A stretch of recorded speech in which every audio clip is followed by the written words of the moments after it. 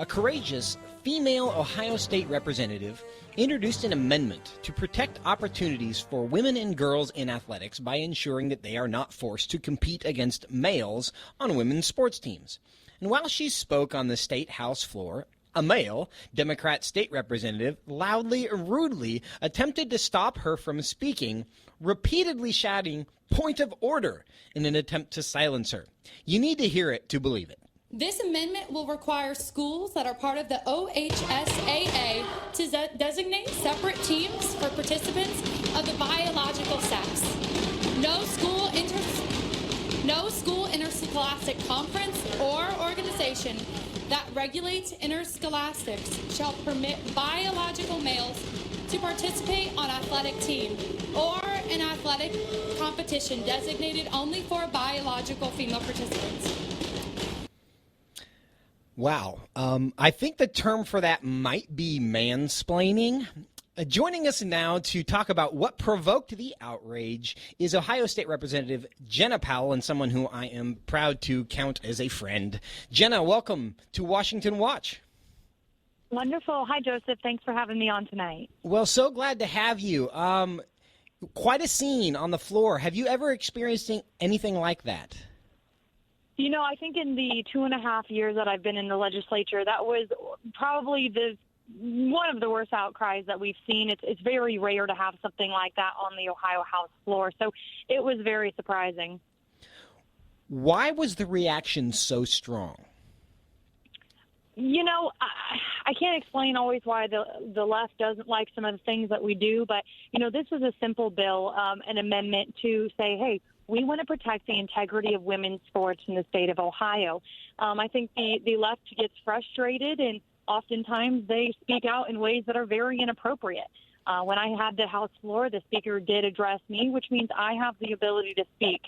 Instead of, waiting for his turn to speak, he decided to erupt into yelling, and as you heard in the clip, just literally banging on top of his desk. And I don't even think any of the members could hear my speech. That's how loud it really was. Though you did persevere, and props to you for doing so, and you didn't let him stop you. But, we got to hear just a brief clip of that, I won't call it a debate, but the outburst. Put it in context for us, what was the response amongst the other legislators who were in the room?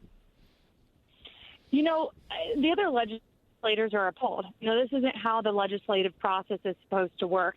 I, as a member, have the ability to submit an amendment to a bill to make the bill better. And that's kind of how the process works. But I think a lot of the other legislators, I can't speak for the Democrats, but I know many of the Republicans thought it was completely out of turn. Yeah. When the Democrats speak and we disagree with them, we allow them to speak, and then you have the ability to do rebuttal on the floor. Instead, he had a childish outburst and continued doing so until the speaker cut him off. Now, the amendment, and it was once a bill and then it became an amendment, if I understand that correctly, but it actually passed by a fairly wide margin. Was there bipartisan support for protecting women's sports in Ohio, or was it a purely partisan issue?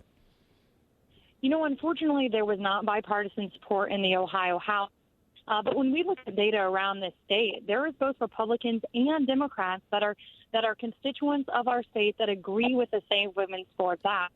So I would have wished that some people would have spoke out on behalf of women in our state that were on the Democrat side. Well, Ohio Governor Mike DeWine, who is a Republican, seemed to have some criticism for it. And he said, and a quote was, "This issue is best addressed outside of government, through individual sports leagues and athletic associations, including the Ohio High School Athletic Association, who can tailor policies to meet the needs of their member athletes and member institutions." What's your reaction to Governor DeWine's response? I would say Governor DeWine's response is from an individual who's scared of the woke left and not willing to stand up for many of the millions of women in our state.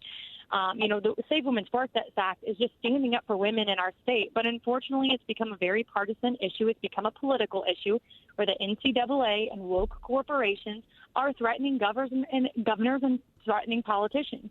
And instead of Governor Mike DeWine standing up and doing what was right for Ohio's children and Ohio's women, he instead kind of pushed the ball down the court and said, well, the OHSAA has the ability to make these laws and mandates. The thing about the OHSAA, though, is that they're not elected by Ohioans. We as representatives are. We as politicians are. And so this is where we have to step in and say, look, enough is enough. We have to protect Ohio females. So instead of Governor Mike DeWine doing what was right, he pushed the ball down the court and really kind of hid behind that so that woke corporations wouldn't come after him. Well, based on his comments, do you have any concern about a veto? You know, Governor DeWine has vetoed many of the conservative policies that the Ohio House and Senate have sent his way. And so, look, I have no doubt that Governor Mike DeWine will, again, veto a conservative piece of legislation. But the beauty of that is the Ohio legislature does have the ability to override a veto, and it wouldn't be the first time that we've done that. And so how is that playing amongst your colleagues? You have Republican majorities there in Ohio, a Republican governor who, in theory, is on the same side. What's the dynamic there, the relationship between the governor's mansion and everyone else? You know, ever since COVID started, there's been a large barrier between both the House, the Senate, and the administration because the administration is not listening to our branch of government. And so that's really where we're looking at the governor and saying, and this is no surprise to us. He continues doing this to us. He continues to turn his back on Ohioans holistically that are wanting support. Well, Jena Powell, we appreciate your courage in standing up, not only for women, but standing up to the bullies that even appear in the House of Representatives. Appreciate it very much. Thank you.